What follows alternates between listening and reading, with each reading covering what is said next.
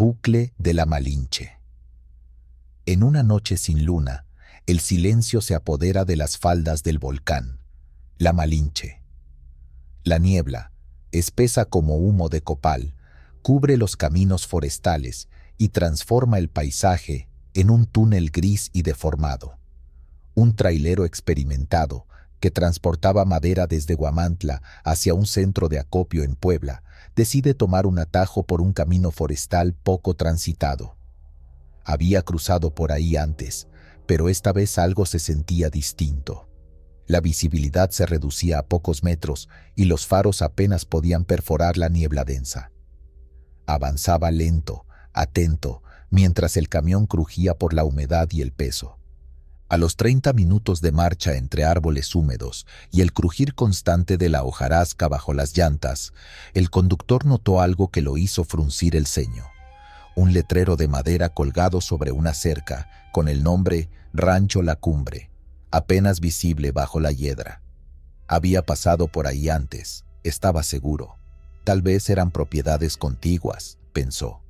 Pero el terreno, la forma de las piedras, incluso el tronco partido a un costado del camino, todo parecía idéntico. Siguió sin detenerse, con una incomodidad creciendo en el estómago. Pasaron 20 minutos más. La niebla no se disipaba, el GPS no cargaba señal y la radio solo emitía un leve siseo blanco. Fue entonces cuando volvió a ver el mismo tronco caído. Una estructura torcida, como si hubiera sido aplastada por un rayo. Frenó de golpe. Se bajó con linterna en mano. Se acercó al tronco. Y ahí estaban las marcas. Una inscripción tallada con navaja que él mismo había leído antes. Una palabra ilegible, pero la reconoció. Había dado una vuelta completa. O peor aún, seguía derecho, pero el camino lo traía de regreso. Volvió a subir al camión, ahora con el corazón acelerado. No podía estar perdiendo la cabeza. Tal vez la niebla lo había confundido. Decidió marcar a otro compañero por radio. Solo ruido. Sin respuesta. Intentó prender el GPS nuevamente, pero se trababa en la misma pantalla. Volvió a manejar. Por momentos creyó ver luces a través del bosque, como si otros vehículos circularan por rutas paralelas invisibles. Pero al intentar enfocar, todo desaparecía. Aceleró. Con cada curva, el entorno se repetía. Las mismas ramas cruzadas en el suelo, las mismas aves calladas, el mismo silencio, como si la vida hubiera sido suspendida. La desesperación crecía. Recordó entonces algo que un abuelo le había contado años atrás, que en esa zona, cerca de antiguos senderos de carga de carbón, existía una leyenda. Un arriero que murió congelado con sus mulas mientras bajaba leña del cerro. Nunca lo enterraron. Se decía que su alma quedó vagando, buscando quien lo llevara a casa. No creía en esas cosas, pero ya no le quedaba otra opción. Redujo la velocidad. Tocó el claxon 3 veces y habló con voz firme, aunque temblorosa. Si hay algún alma rezagada que necesite que lo lleve, suba, pero con respeto. Este camión no carga miedo, solo voluntad. El aire en la cabina cambió al instante. Una corriente helada le rozó la nuca. Se le erizó la piel. Juraría que por un segundo, en el rabillo del ojo, vio una figura sentada en el asiento del copiloto. No volteó. Siguió avanzando, sintiendo cómo la temperatura descendía como si llevara un bloque de hielo en la caja. La radio se encendió sola.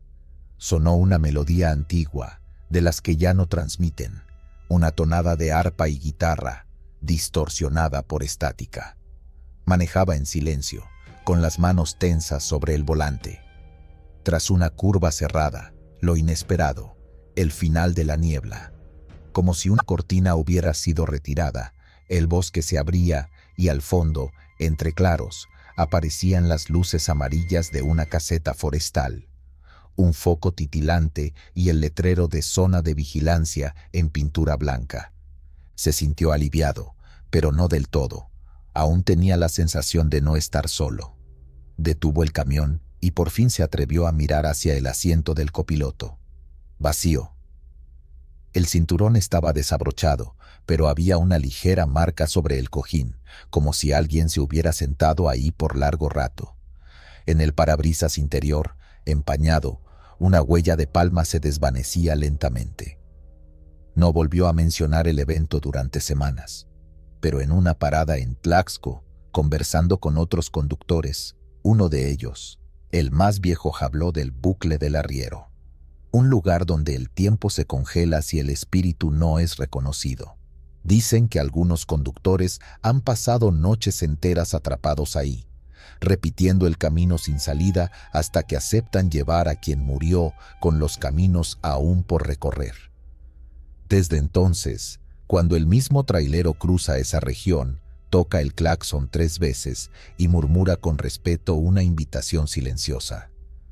Nunca volvió a quedarse atrapado, pero nunca más volvió a viajar solo. San Luis Potosí, carretera Tamazunchale. Era de madrugada y la lluvia golpeaba con fuerza el parabrisas. El limpiaparabrisas apenas daba abasto mientras el tráiler se esforzaba por mantenerse firme en las curvas angostas de la carretera de Tamazunchale. Las luces del vehículo apenas perforaban la niebla espesa que parecía envolver la sierra. En medio de ese silencio solo roto por el motor y la tormenta, el conductor, un hombre acostumbrado a las rutas más peligrosas del país, iba concentrado, sin imaginar lo que estaba por presenciar. Al tomar una curva particularmente cerrada, algo llamó su atención en el arcén derecho. Una figura pequeña, inmóvil bajo un árbol, completamente empapada. Frenó de golpe, el corazón acelerado. Era una niña. Estaba descalza, con un vestido blanco pegado al cuerpo por la lluvia, los cabellos oscuros chorreando agua. No se movía, solo lo miraba. Saltó de la cabina y corrió hacia ella, sintiendo cómo el frío de la noche se colaba por cada costura de su ropa mojada. La niña lloraba. Con voz temblorosa, le explicó que el autobús escolar en el que viajaba se había salido de la carretera un par de curvas más adelante, cayendo al barranco. Le dijo que necesitaba ayuda, que había más niños atrapados. La tomó con cuidado, envolviéndola en una manta que llevaba para los descansos nocturnos. La subió a la cabina y le prometió llevarla al siguiente pueblo, donde podrían pedir ayuda. Ella no dijo nada más. Solo se sentó en silencio, con la mirada baja, apretando la manta contra su cuerpo. Durante el trayecto, el chofer intentó calmarla, preguntándole su nombre, su edad, de qué escuela venía, pero no obtuvo respuesta. Solo un silencio denso, más inquietante que el retumbar de los truenos a lo lejos. Al cabo de unos minutos, ya cerca de una parada conocida por los transportistas como El Mirador, el hombre volteó para verificar si la niña seguía bien. El asiento estaba vacío. Frenó en seco. Se giró por completo. No había nadie. Solo la manta arrugada, empapada, y un charco de agua en el tapete de goma. La puerta del copiloto estaba cerrada. Nadie la había abierto. El corazón le latía con violencia. Miró por los espejos. Nada. Bajó del tráiler y dio una vuelta completa al vehículo. La lluvia seguía cayendo con la misma intensidad, pero ahora lo calaba más profundamente. Entró de nuevo y encendió el motor, con las manos temblando. Unos minutos después llegó al parador de El Mirador, un sitio donde varios camioneros suelen detenerse a descansar o tomar café en las noches largas. Al entrar, con la manta aún en los brazos, preguntó si alguien había visto a una niña pequeña. Los presentes, en su mayoría hombres mayores con rostros curtidos por la carretera, se quedaron en silencio. Uno de ellos se puso de pie y se acercó despacio. ¿Dónde la viste?, preguntó con voz grave. El chofer le contó, sin omitir detalles, el árbol, el vestido blanco, el relato del autobús, la desaparición, la manta mojada. El hombre lo miró fijo, luego bajó la vista hacia la manta y asintió con lentitud. No eres el primero. Esa niña la vemos cada tanto, Solo aparece en noches de lluvia, siempre en ese tramo donde el barranco se traga la carretera si no tienes cuidado. Otro de los presentes, un hombre más viejo, agregó con voz ronca. Hace años, muchos años, un autobús escolar con casi 30 niños se fue al fondo del barranco en una curva cerrada. Iban de excursión. Llovía fuerte, como esta noche. La historia dice que una niña logró salir del vehículo destrozado, buscó ayuda, subió la pendiente llena de barro, empapada, descalza, pero nadie la encontró. Murió de hipotermia cerca de ese árbol. Dicen que su cuerpo estaba tendido, con las manos extendidas como si aún pidiera ayuda. El silencio en el parador era absoluto. Afuera, los truenos rugían con fuerza. El chofer dejó caer la manta sobre una silla, aún goteando. Nadie más habló. Decidió quedarse esa noche en el lugar.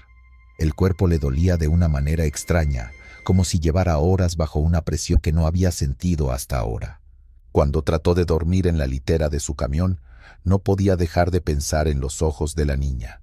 No parecían asustados, sino tristes, resignados, como si supiera que su búsqueda nunca acabaría. A la mañana siguiente, con el cielo despejado y el sol abriéndose paso entre las nubes, regresó al tramo donde había encontrado a la niña.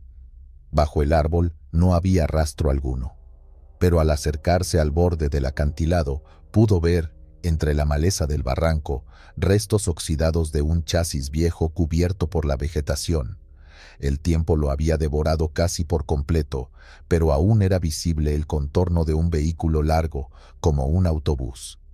Volvió al camión en silencio, sin sacar fotos ni tocar nada. Lo único que hizo fue doblar la manta aún húmeda y guardarla en un compartimento del camarote, junto con las otras cosas que nunca se usan, pero tampoco se tiran. Desde aquella noche, cada vez que pasaba por Tamazunchale durante una tormenta, el chofer bajaba la velocidad al llegar a esa curva. A veces, aún cree ver una pequeña figura entre los árboles. Nunca se detiene, no por miedo, sino por respeto, porque sabe que la niña ya no busca ayuda, solo recuerda. Y en ese recuerdo eterno, cada lluvia la vuelve a empapar, cada madrugada la arrastra de nuevo al camino, esperando que alguien más escuche su voz, aunque ya no pueda ser salvada. El bocho que retaba a la muerte. La carretera Mil Cumbres no es un simple tramo de asfalto. Es una línea serpenteante que atraviesa las montañas entre neblina, leyendas y muerte. Los que la conocen saben que no es un lugar donde conviene manejar de noche, mucho menos si la bruma cae densa y el silencio se vuelve espeso como plomo. Aquel trailero, veterano de caminos y noches eternas, tenía prisa por entregar su carga antes del amanecer. No era la primera vez que cruzaba esas curvas imposibles, pero sí sería la más difícil de su vida. Habían pasado ya varias horas desde que dejó atrás Morelia. La señal del radio se perdía y regresaba con ráfagas de estática. En la cabina solo se escuchaba el motor y el rozar de las llantas sobre el pavimento húmedo. Las luces del tráiler cortaban apenas unos metros de la neblina. En medio de ese silencio cargado de tensión, aparecieron en el retrovisor unos faros diminutos, moviéndose como insectos agitados. Primero pensó que era una moto o tal vez un carro pequeño, pero al enfocarse mejor, notó que se trataba de un viejo Volkswagen sedán rojo, de esos conocidos como bochos. El bocho se acercaba rápido, demasiado rápido para el tipo de camino que era. Daba giros bruscos, como si no le preocupara la caída de los barrancos o las curvas sin barandal. El trailero, algo molesto pero precavido, se orilló para dejarlo pasar. Sin embargo, el auto no lo rebasó. Se mantuvo detrás, pegado como una sanguijuela, iluminando con sus faros la caja del tráiler sin ninguna intención de adelantar. Un sudor frío le recorrió la espalda. Miró varias veces por los espejos, esperando que el coche hiciera el movimiento lógico y siguiera su camino. Nada. El bocho permanecía ahí, como si lo estudiara, hasta que, sin aviso, aceleró con un chillido de llantas y lo rebasó en una curva que ni siquiera parecía permitirlo. La maniobra fue tan temeraria que el conductor del tráiler soltó una maldición en voz baja. Esperaba escuchar el estruendo de un accidente en cualquier momento, pero el bocho desapareció a la distancia, tragado por la niebla. Continuó con el corazón alterado, mirando cada tanto por si el coche había chocado, y fue entonces cuando lo vio otra vez. Ahí estaba el mismo bocho rojo, estacionado en la orilla con las luces apagadas. Detuvo su unidad, bajó con la linterna y se acercó con cautela. No había nadie. Las puertas estaban cerradas, el motor frío, ni rastros de sangre ni indicios de choque. Solo el olor a humedad y a algo rancio, como tierra revuelta. Volvió a subir a la cabina, desconcertado. Pasarían solo unos minutos antes de que el terror regresara. Una curva más adelante, los faros del bocho reaparecieron en su retrovisor, exactamente los mismos, pegados a su tráiler, como si el auto hubiera resucitado y volviera por él. Esta vez, el miedo fue distinto. Algo en su instinto le gritaba que eso no era normal. Apretó el volante, aumentó la velocidad y trató de no mirar atrás, pero el escarabajo lo seguía, a centímetros, como si flotara en lugar de rodar. El bocho comenzó a jugar con él, lo rebasaba y se le cruzaba, se detenía en seco y luego aceleraba de nuevo. En una curva cerrada, estuvo a punto de hacerlo volcar. El conductor sudaba, con los músculos tensos, recitando oraciones en voz baja. No podía explicarlo, pero sabía que ese auto no era parte de este mundo. La carretera, traicionera como siempre, descendía ahora en una larga pendiente con niebla espesa. El bocho lo rebasó por última vez y se quedó unos metros adelante, como guiándolo hacia una trampa. De pronto, en plena bajada, el pequeño coche se detuvo en medio del camino. Sin luces, sin señales. El tráiler, por más que frenó, no pudo evitar deslizarse directo hacia él. Cerró los ojos esperando el impacto, pero nunca llegó. Cuando volvió a abrirlos, no había nada. El bocho había desaparecido. Detuvo su marcha. Bajó con el corazón latiendo con furia. Revisó la zona. No había huellas, ni fragmentos de vidrio, ni rastro alguno de que un coche hubiera estado ahí. Solo el eco lejano del viento colándose entre los árboles y la sensación de que algo lo observaba desde la oscuridad. Volvió a subir, sin entender del todo lo ocurrido. A lo lejos, divisó las luces de un puesto de vigilancia rural. Se estacionó, aún temblando, y bajó a pedir un café o un poco de compañía. Los policías lo recibieron con extrañeza al notar su rostro pálido y su voz entrecortada. Cuando les contó lo sucedido, los hombres se miraron entre sí. Uno de ellos, de rostro curtido, asintió en silencio y luego habló con calma. No es el primero al que le pasa. Ese bocho rojo sí existe, pero no como tú crees. El trailero tragó saliva. ¿Qué es entonces? Dicen que hace muchos años, un muchacho corría por estas curvas apostando carreras.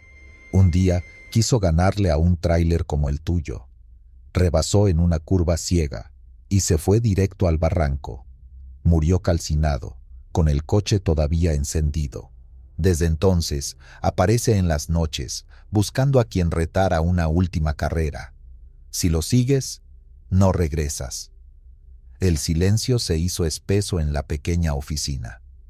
El conductor no volvió a pronunciar palabra. A la mañana siguiente, cuando el sol iluminó las montañas, retomó su camino. Juró nunca volver a cruzar 1000 cumbres de noche, y desde ese día, cada que veía por el retrovisor, no podía evitar contener el aliento, esperando no volver a ver los ojos encendidos de aquel bocho maldito. Porque en esas montañas, la muerte no siempre se presenta con una guadaña. A veces, toma la forma de un pequeño auto rojo, que solo quiere correr una vez más. Chihuahua, desierto rumbo a Ojinaga. Esa noche, el cielo estaba limpio pero opaco, como si las estrellas evitaran mirar lo que ocurría abajo. El desierto entre Chihuahua y Ojinaga se extendía infinito, quebrado por las dunas y los remolinos de arena que cruzaban la carretera sin aviso.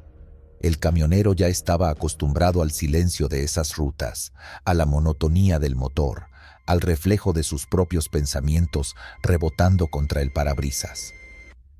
Eran cerca de las 3 de la madrugada cuando sintió un tirón seco en la parte trasera del tráiler. No fue un bache ni un cambio en el asfalto. Fue un jalón, como si algo o alguien se hubiese aferrado con fuerza. Instintivamente miró por el espejo lateral.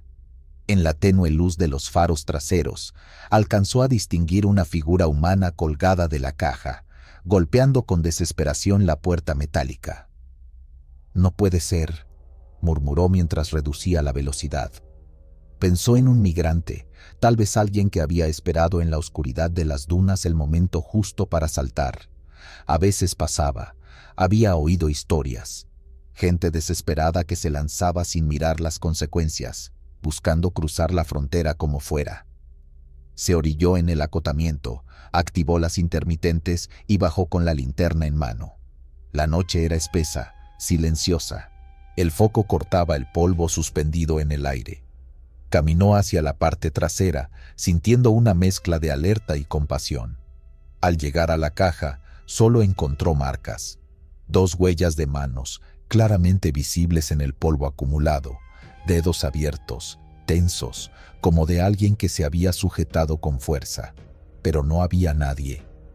Miró a su alrededor, solo desierto, ni un movimiento, ni una pisada más allá del pavimento, ningún sonido, salvo el zumbido lejano del motor aún encendido y el silbido del viento. La puerta estaba cerrada con seguro. El camión no mostraba señales de que alguien hubiera subido. Aún así, el aire tenía algo extraño, como si lo estuvieran observando. Volvió a la cabina algo inquieto. Acomodó la linterna en su compartimiento, respiró hondo y retomó la ruta. Tal vez alguien intentó subir y no lo logró. Tal vez las huellas eran viejas. Tal vez. Apenas había recorrido un par de kilómetros cuando un sonido hueco resonó en la carrocería, como un golpe de nudillos, insistente. Luego otro y otro. Esta vez no venían de la caja, venían de atrás de la cabina. Giró la cabeza y casi pisa los frenos de golpe. Un rostro estaba pegado a la ventanilla trasera, pálido, ojeroso, ojos muy abiertos, como de vidrio, que lo miraban con una mezcla de súplica y desesperación. Un joven, tal vez de 20 y tantos, el cabello revuelto por el viento, la boca entreabierta, sin emitir sonido, pero con una expresión clara: auxilio. El conductor sintió el corazón en la garganta. No se detuvo, no se atrevió, solo apretó el volante, cerró los ojos un segundo y comenzó a rezar. «San Miguel, protégenos. San Miguel, protégenos». Volvió a mirar. El rostro seguía allí. No lo perseguía con odio, sino con tristeza, como si supiera que su intento estaba destinado al fracaso, otra vez. Después de unos minutos que se sintieron eternos, la figura se desvaneció. No desapareció con un susto, solo se deshizo como neblina, dejando un leve vaho en el cristal. El resto del trayecto fue un suplicio. Aunque ya no hubo más apariciones, el camionero no apagó la radio, ni bajó la velocidad, ni dejó de mirar los espejos con nerviosismo. Cada sombra al borde de la carretera parecía un cuerpo escondido. Cada señal oxidada parecía apuntar a un lugar donde no debía ir. Al llegar al punto fronterizo, aún con la tensión en el pecho, contó lo sucedido al oficial de aduanas. No buscaba consuelo, solo necesitaba entender si había perdido la cabeza. El guardia no se sorprendió. Se quedó en silencio unos segundos, como buscando las palabras correctas. Luego le dijo: «No es el primero que lo ve, señor, ni será el último». Explicó que en esa zona, Hace años, un grupo de migrantes intentó abordar varios camiones en movimiento, aprovechando la lentitud de los vehículos cerca de la aduana. Uno de ellos, un muchacho joven, se resbaló y quedó atrapado entre la caja y las ruedas. Nadie lo notó hasta que ya era demasiado tarde. Murió en silencio, bajo el peso del tráiler, sin que nadie pudiera ayudarlo. Desde entonces, algunos choferes han reportado lo mismo: golpes en la caja, marcas de manos, un rostro tras la ventana.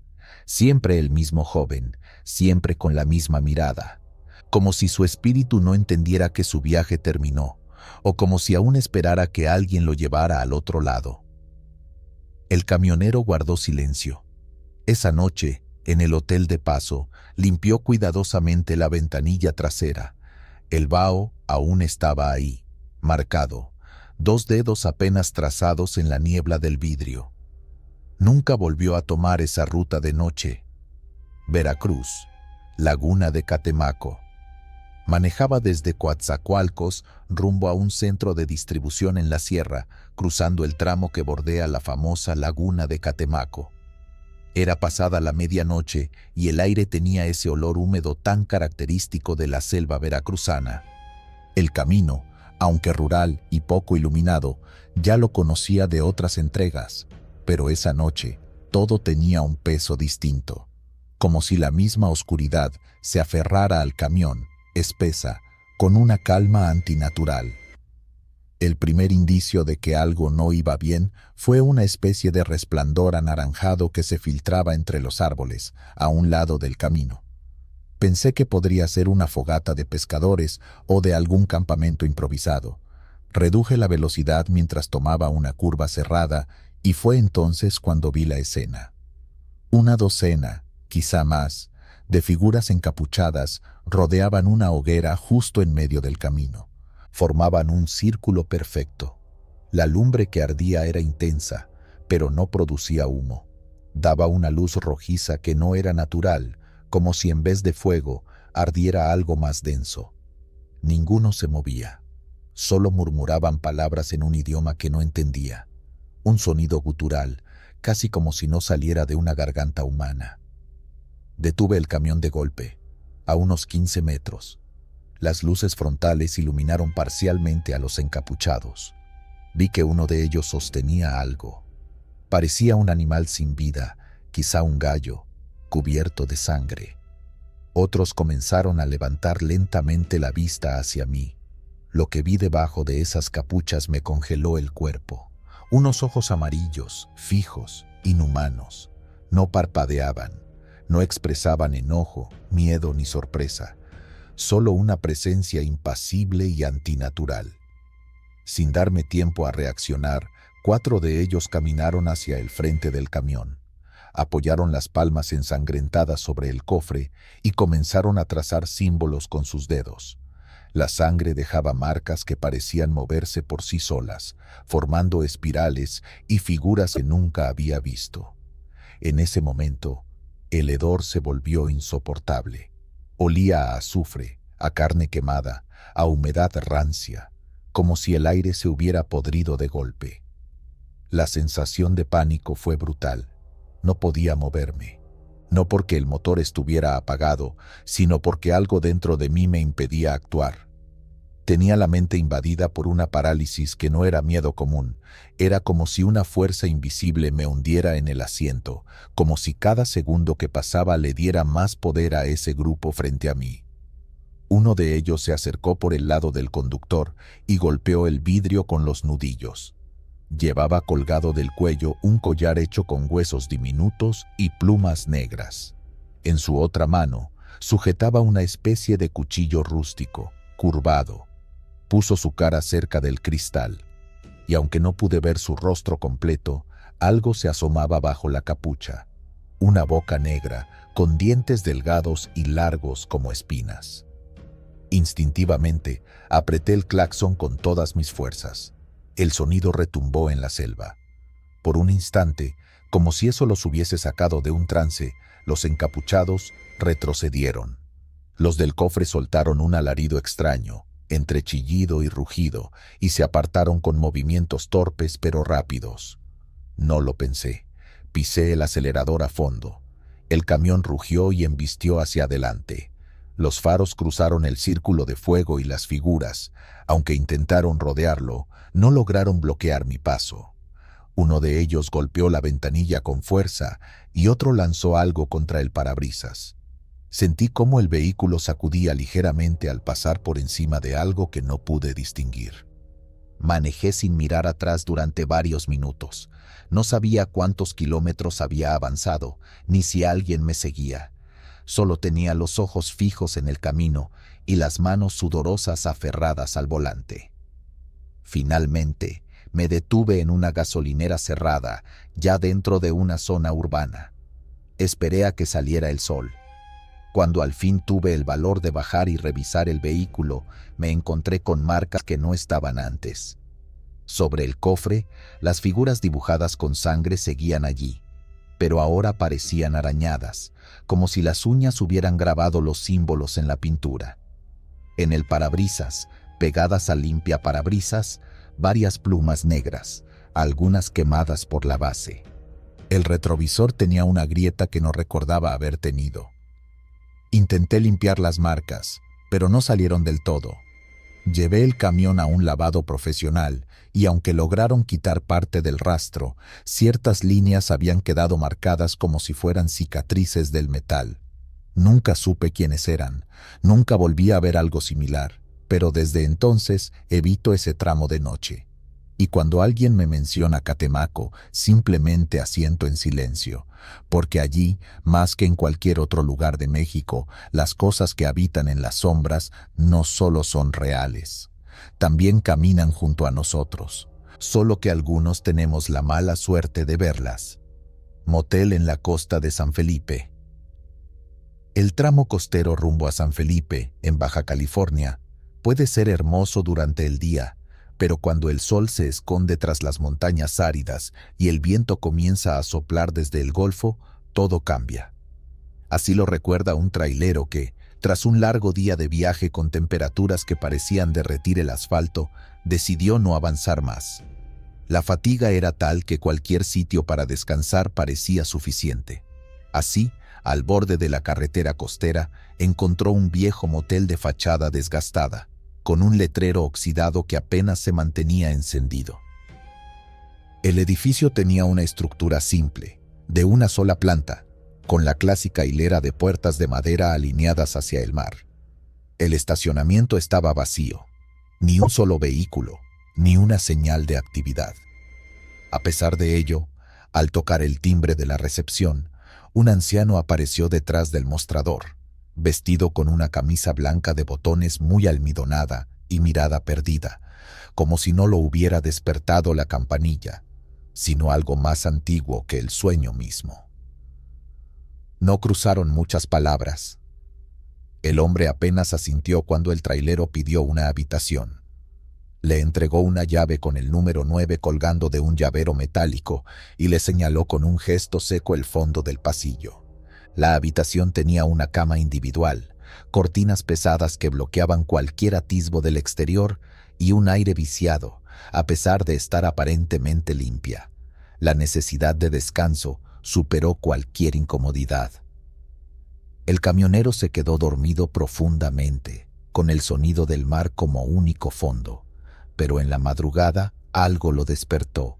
No fue un ruido fuerte ni un sobresalto, sino una especie de murmullo, como voces lejanas, risas apagadas, música tenue de otra época.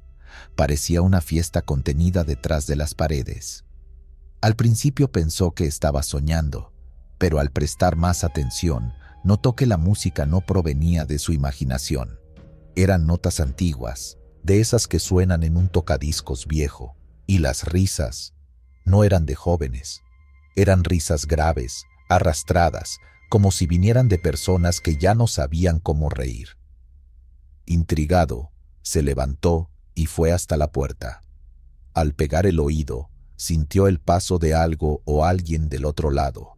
Se inclinó para mirar por el pequeño espacio entre la puerta y el piso, y vio sombras proyectadas en movimiento, como si varias personas caminaran en grupo por el pasillo. Se le erizó la piel. Había estado seguro de que era el único huésped. Abrió con cuidado. Afuera, el pasillo estaba sumido en penumbras. Ninguna puerta estaba abierta, ningún huésped en vista, solo una luz parpadeante más allá, cerca de la recepción. Dio unos pasos. Las risas cesaron, como si se hubieran escondido al sentir su presencia. Entonces lo vio. Al final del corredor, de pie frente a una puerta cerrada, estaba el mismo anciano que lo había recibido. No se movía. Su figura apenas se mantenía vertical. El camionero lo llamó por su título más común, señor, y preguntó si todo estaba bien. El hombre no respondió. Solo se giró lentamente, sin apuro, y entró a la habitación frente a la cual había estado. La puerta se cerró sin hacer ruido. El camionero, sintiendo un frío inexplicable, caminó rápido hasta allá. Abrió la puerta con cautela. Lo que vio dentro no encajaba con la escena previa. El cuarto estaba abandonado, no como uno que lleva semanas sin usarse, sino como si hubiera sido olvidado hace décadas. Telarañas colgaban del techo, la cama estaba destrozada y cubierta de polvo. Las paredes agrietadas mostraban humedad y lo que parecía ser marcas oscuras, similares a huellas de manos. Retrocedió. Sintió náuseas. Cerró de golpe y regresó por sus cosas. No quiso quedarse ni un segundo más. En menos de 5 minutos ya estaba de nuevo en la cabina de su tráiler, alejándose por la carretera oscura, con las luces altas encendidas y el corazón latiéndole a 1000 por hora. El amanecer lo encontró en una gasolinera, donde decidió cargar combustible y tomar café. En la charla casual con el despachador, mencionó lo vivido. El hombre, joven pero con rostro curtido por el clima del desierto, frunció el ceño y lo interrumpió al mencionar el motel frente al mar. ¿Cuál motel?, preguntó. Si te refieres al que está junto a la curva y la duna grande, ese cerró hace como 20 años. Murió el dueño. Dicen que era medio raro. A veces, en las noches, algunos lo ven parado entre los cuartos, como si todavía atendiera. El camionero se quedó helado. Trató de argumentar, de explicar que estuvo allí hacía unas horas, que había hablado con ese mismo hombre. El empleado lo miró con cierta compasión, como si ya hubiera escuchado historias parecidas. Le dijo que incluso algunos pescadores locales veían luces en ese lugar por las noches, pero que si te acercabas, no encontrabas nada. Solo ruinas, ventanas rotas y cuartos que ya no podían sostener ni un colchón. Sin saber qué responder, el camionero subió de nuevo a su vehículo. Durante varios kilómetros no encendió la radio. Manejaba en silencio, mientras miraba de reojo por los espejos, sintiendo la inquietante posibilidad de que algo o alguien hubiera subido con él al salir de aquel sitio. Desde entonces, nunca volvió a detenerse en moteles desconocidos, y cuando alguien le menciona San Felipe, baja la mirada y cambia de tema, porque hay lugares que solo existen en ciertas madrugadas, para ciertas personas, y que esconden a sus propios muertos entre sombras, risas y canciones olvidadas. Durango, Espinazo del Diablo. Había tomado esa ruta decenas de veces, pero algo se sentía diferente aquella noche. Eran casi las 2 de la mañana cuando comencé a ascender por el Espinazo del Diablo, ese tramo montañoso que conecta Durango con la costa y que, entre los camioneros, siempre ha tenido fama de estar maldito.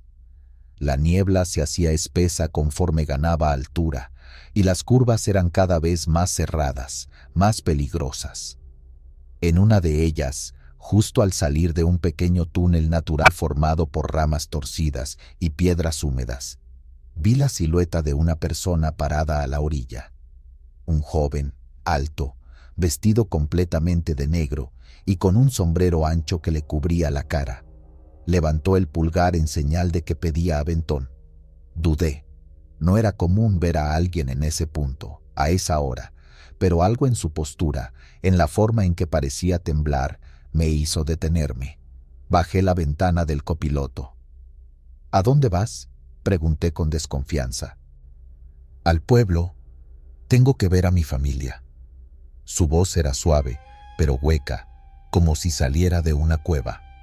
Abrió la puerta con lentitud y subió sin mirarme. Solo dijo, «Gracias», mientras se acomodaba en el asiento. Cerré la puerta, algo incómodo. No dijo su nombre. No preguntó el mío. Solo miraba al frente, sin mover la cabeza ni una vez. Al iniciar la marcha de nuevo, el motor del camión rugió más fuerte de lo normal, como si la montaña resistiera mi avance. Intenté entablar conversación, romper el silencio que se volvía más pesado con cada minuto. ¿Vas muy lejos?, pregunté. No, solo debo llegar antes del amanecer. El tono seco, la pausa en sus palabras, me erizaron la piel. No insistí. Al poco rato, empecé a notar algo raro en la cabina. Primero, una ligera vibración en el volante, como si pasáramos por un camino pedregoso, aunque el asfalto seguía liso. Después, una ráfaga de frío. Revisé si había dejado abierta alguna ventanilla, pero todo estaba cerrado. El frío se intensificó. Parecía emanar desde el asiento del copiloto. Un olor penetrante me invadió, como azufre. No a gasolina, ni a quemado. Era azufre sin duda, como si algo se estuviera pudriendo ahí mismo. Giré un poco la cabeza y lo observé con el rabillo del ojo. Mantenía la cabeza baja, el sombrero bien ajustado, pero vi algo más. Su pantalón estaba manchado, lodo, pero no era un lodo cualquiera. Era rojizo, espeso, como si viniera de un barranco de sangre. Tragué saliva. Pensé en preguntar si estaba bien, pero algo me detuvo. Una parte de mí sabía que no debía hablar, que debía concentrarme en manejar, llegar al pueblo y olvidarme de todo. Pero no pude. Mi instinto me ganó. Volví a mirarlo, esta vez con más cuidado. Debajo del ala del sombrero, apenas visibles, asomaban dos protuberancias oscuras, como pequeños cuernos curvos. Di un respingo. En ese momento, el joven levantó la cabeza lentamente, como si supiera que lo estaba mirando. Lo que vi me paralizó. Su rostro parecía humano, pero había algo en la forma de su piel, en la textura de su sonrisa, que rompía toda lógica. Los ojos eran dos carbones encendidos. No parpadeaba, solo sonreía con una mueca larga y tensa, los labios estirados hasta donde la piel se lo permitía. «Gracias por el aventón, amigo», dijo con una voz ahora más gruesa, cavernosa, como si hablara desde varios metros bajo tierra. Recité un Padre Nuestro en voz baja. Mis manos temblaban sobre el volante. La carretera comenzaba a tornarse más estrecha, pero ya no me importaba. Quería sacarlo de ahí, quería que se bajara. Pisé el freno. El camión chirrió con fuerza y se detuvo de golpe, derrapando un poco por la humedad del asfalto. Antes de que pudiera decir o hacer algo más, una risa ensordecedora estalló en la cabina. Era como el eco de 1000 voces riendo al unísono. Luego, en un destello de humo negro, el pasajero se desvaneció. No abrió la puerta. No caminó hacia afuera. Simplemente se disolvió en el aire, como si nunca hubiera estado ahí. El humo dejó una marca negra sobre el asiento y un olor quemante que persistió horas después. Me quedé allí, con el camión cruzado en medio del espinazo, jadeando, sin entender qué acababa de pasar. Miré al asiento del copiloto. Tenía una marca, como si algo ardiente lo hubiera tocado. Toqué la tela, caliente.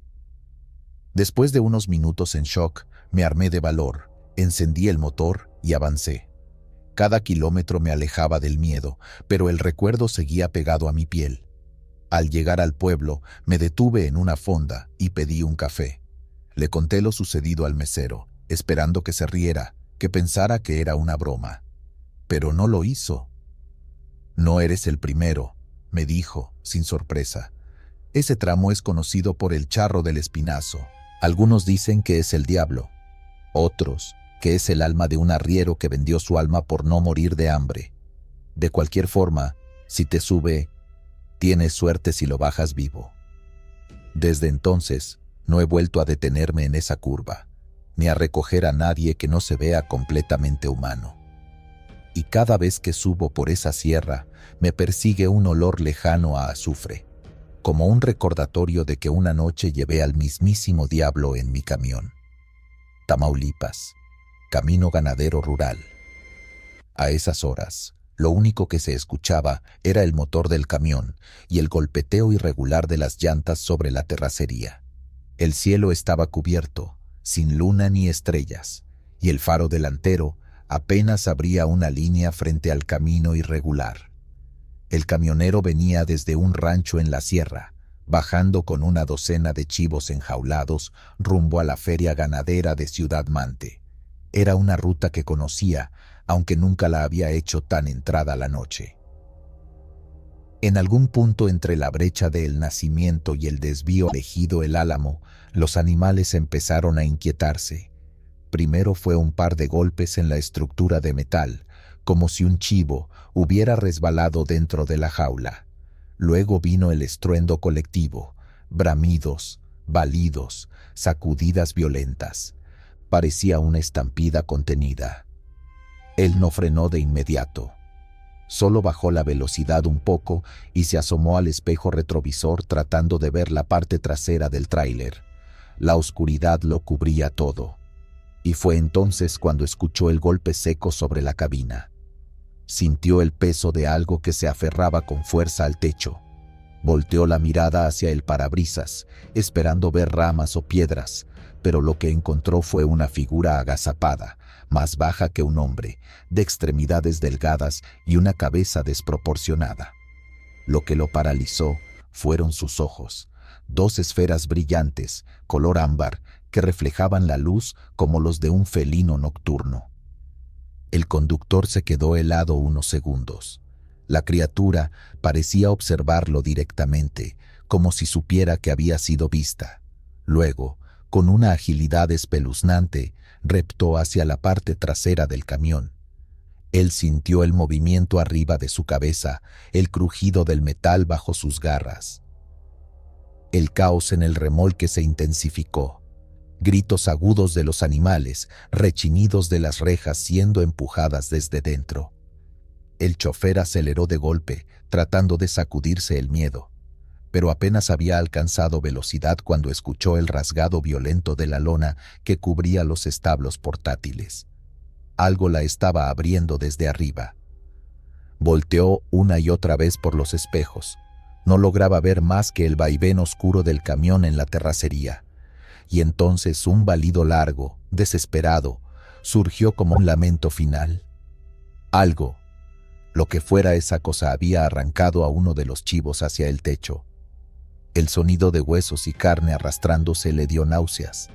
Apestaba a sangre y tierra. El conductor comenzó a rezar entre dientes, a toda velocidad por un camino que ya ni veía.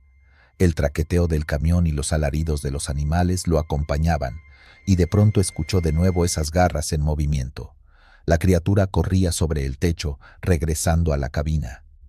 Sin pensar mucho, giró bruscamente el volante hacia un costado del camino, forzando al camión a derrapar. Al mismo tiempo pisó el freno con toda su fuerza. La unidad chirrió, se ladeó peligrosamente, y él solo sintió cómo algo salía volando por encima de su ventanilla. Se detuvo. Quedó jadeando, sudando frío, con las manos aferradas al volante. El silencio volvió de inmediato, pero era un silencio antinatural, espeso. Bajó el vidrio temblando y apuntó con la linterna al exterior. Solo maleza, piedras y polvo suspendido. La criatura no estaba, pero él no esperó a comprobarlo. Engranó marcha y se fue directo al pueblo más cercano. Al llegar al amanecer, fue con la policía rural. Nadie le creyó al principio, hasta que revisaron la carga. La lona del remolque estaba hecha trizas, con marcas de garras largas que la desgarraron en sentido descendente. Uno de los chivos faltaba, y lo más perturbador, al menos 5 más estaban tendidos, inertes, con heridas punzantes y simétricas en el cuello, sin una sola gota de sangre en sus cuerpos. Veterinarios del mercado dijeron que no era obra de coyotes. No hubo desgarres, ni mordidas visibles, ni sangre regada en el piso del tráiler. Era como si algo hubiera succionado la vida de los animales, sin dejar rastro más que esos orificios limpios, precisos. La historia corrió rápido por la zona. En la tienda del ejido, los ancianos hablaron de otros casos, de animales hallados igual en los cerros, de ganado muerto sin sangre. Todos repetían el mismo nombre en susurros: el chupacabras. El camionero, desde esa noche, se negó a volver a transportar animales por caminos rurales después de la puesta del sol. Cambió su ruta, cambió de horario, incluso consideró vender el tráiler. Porque lo que vivió no fue una historia inventada para asustar, fue real. La bestia no solo existe, sino que ronda aún en la oscuridad profunda de las brechas mexicanas, esperando. Y él fue testigo directo de su cacería. Estado de México, autopista México-Querétaro. Había tomado la salida de Tepoztlán, ya bien entrada la madrugada. El cielo era un toldo oscuro sin luna, y las luces de mi tráiler apenas rompían la neblina dispersa que a veces se encharca en la México-Querétaro a esas horas. Iba cargado con tubos industriales rumbo a San Juan del Río, una ruta que había hecho incontables veces, pero esa noche fue distinta. No llevaba radio encendida ni música, solo el rugido del motor y el zumbido persistente de los neumáticos contra el asfalto. Por instinto, miré por el retrovisor interior, ese que está colgado arriba del parabrisas, y ahí fue cuando lo vi por primera vez. La silueta de un hombre sentado en la litera, quieto, como si siempre hubiese estado allí. Era apenas un perfil oscuro, los hombros anchos, el rostro oculto en sombras. Frené de golpe, me puse a temblar, encendí la luz de cabina con la mano torpe y giré el cuerpo de inmediato. No había nadie, solo mi cama desordenada y la cobija enredada donde a veces dormía en paradas largas. Cerré los ojos con fuerza. Me repetí que era el sueño, el cansancio, las horas acumuladas sin parar. Pero no me bajé, no me atrevía a hacerlo. Apagué la luz interior, volví al volante y seguí mi camino. Me lo quería quitar de la cabeza, pero cada kilómetro sentía esa sensación, esa que se te mete en la nuca, como si alguien te observara por detrás sin moverse, sin respirar. Pasando Palmillas, volví a mirar. Ahí estaba de nuevo, pero esta vez más nítido. El contorno del rostro se distinguía mejor, incluso con la cabina a oscuras. Un hombre maduro, con gorra de camionero, bigote recortado, rostro adusto. Parecía cansado o triste, como si llevara años esperando algo. Me faltó el aire. No estaba soñando, lo estaba viendo y lo sabía. Apreté el volante. El sudor me corría por la espalda pese al frío de la madrugada. El hombre, sin moverse ni cambiar de expresión, alzó su mano y la apuntó hacia el frente. Seguí con la vista la dirección de ese dedo fantasmal y entonces lo vi. Un tráiler cruzado en mi carril, sin luces ni advertencias. Reaccioné de puro instinto, giré el volante y pisé el freno hasta que los tubos de carga chirriaron en su jaula. La carrocería vibró al borde del derrape y logré esquivar por unos metros una colisión brutal. Cuando por fin me detuve en el acotamiento, me bajé de un brinco. Tenía las piernas flojas. Caminé varios metros sin saber qué hacía. Me dolía el pecho de tanto latido y me dolía la cabeza de tanto pensar. Había algo que no cuadraba. ¿Por qué me señaló justo a tiempo? ¿Quién era? Volví a subir. Revisé todo el interior, como si no lo hubiera hecho antes. Y entonces, algo me llevó a abrir el compartimiento viejo bajo el asiento del copiloto. Ahí había una carpeta polvorienta, amarillenta, puras facturas viejas, papeles sin orden, y en medio una foto doblada. La desplegué. En la imagen, un tráiler casi idéntico al mío. Frente a él, un hombre sonriendo, con el uniforme de una empresa desaparecida desde hace años. Mis piernas casi ceden cuando noté que era él. El mismo rostro, la misma gorra, la misma mirada apagada. No era un desconocido. Era el anterior dueño del tráiler. Un viejo trailero que, según me había contado otro colega en alguna ocasión, había muerto hace años en un accidente en esa misma autopista. El dato me golpeó con otra fuerza. No podía ser coincidencia, no después de lo que acababa de pasar. No dormí esa noche. Seguí manejando hasta llegar a la base, sin volver a mirar por el espejo. Pasaron semanas. No volví a verlo, pero la sensación seguía ahí.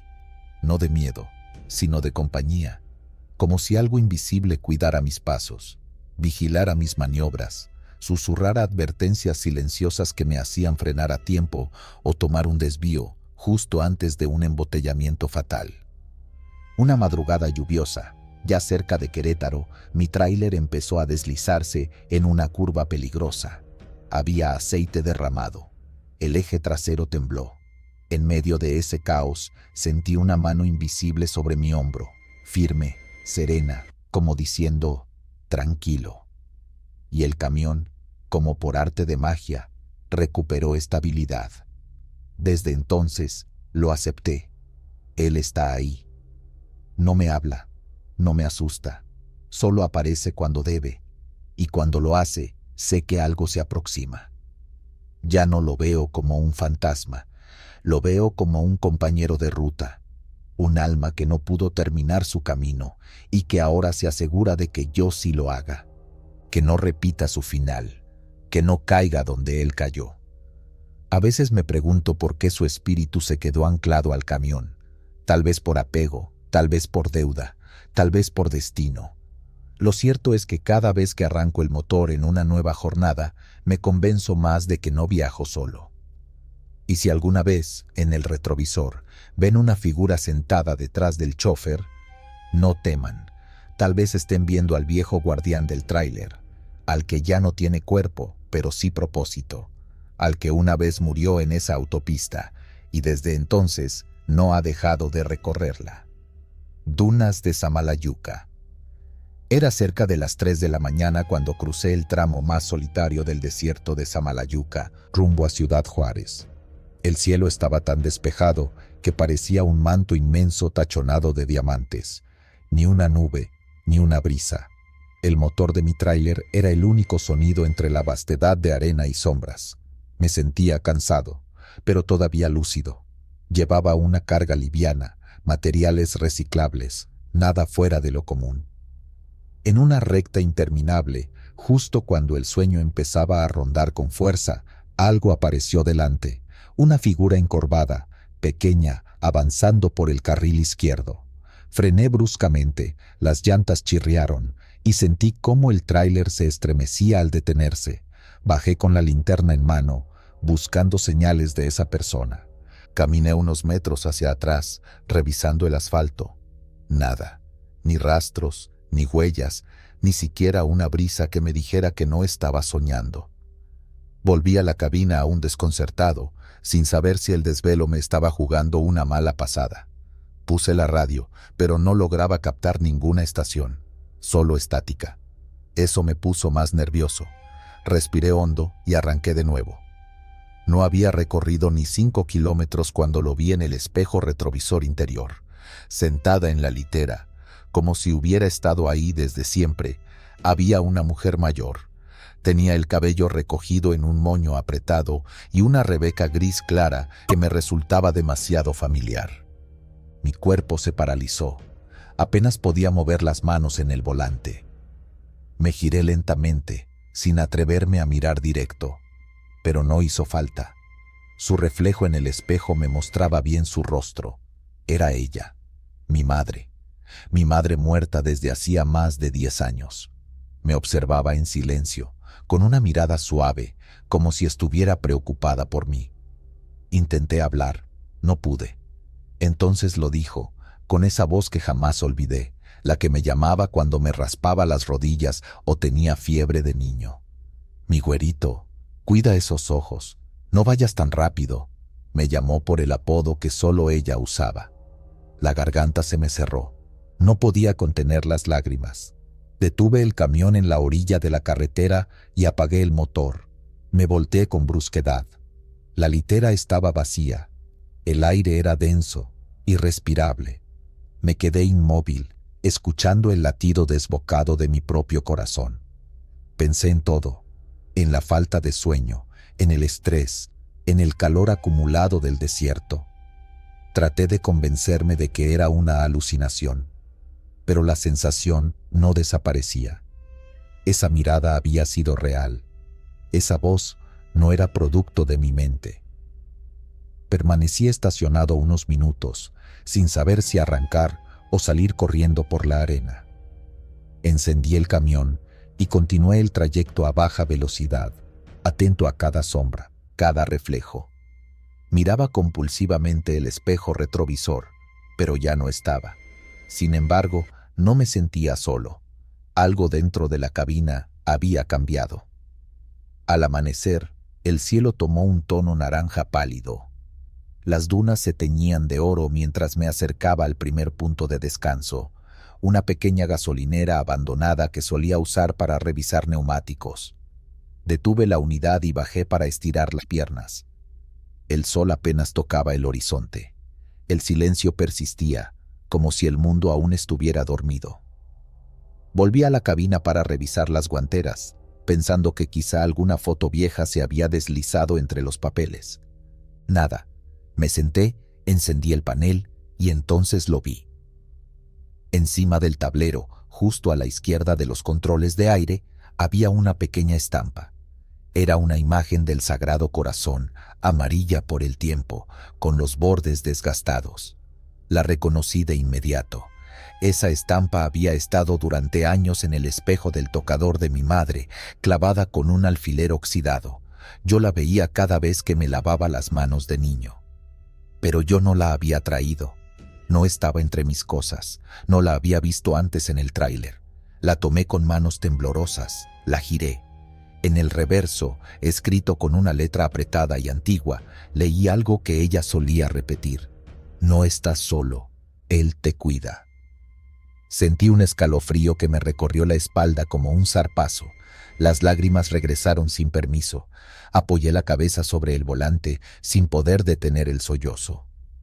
Lo que fuera que viví esa madrugada entre las dunas no era un simple sueño.